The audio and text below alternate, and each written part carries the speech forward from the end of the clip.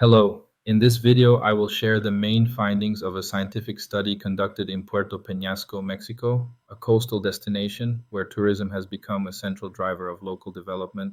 The study explores a key question: what really shapes residents' support for tourism development? Using survey data from 331 local residents, the research analyzed how people perceive the economic, cultural, social, environmental, and political administrative impacts of tourism and whether these perceptions influence their support for tourism. The analysis was conducted using structural equation modeling, allowing us to identify which factors truly matter and which do not. At first glance, the results seem encouraging.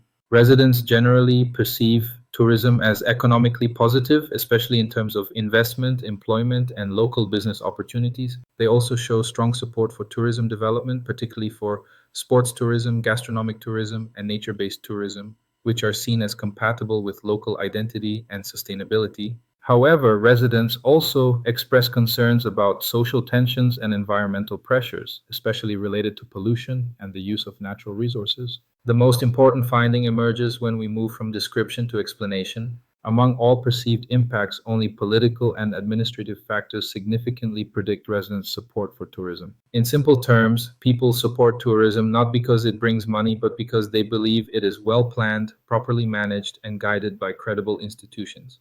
The statistical effect is strong and clear, while economic, cultural, social, and environmental impacts show no significant direct influence once governance is considered.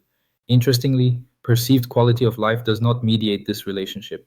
This means that feeling personally better off is less important than trusting how tourism is governed. Support is driven more by institutional confidence than by subjective well-being. In conclusion, this study shows that governance matters more than benefits. For tourism to be socially sustainable, destinations must prioritize transparent planning, citizen participation, and institutional trust.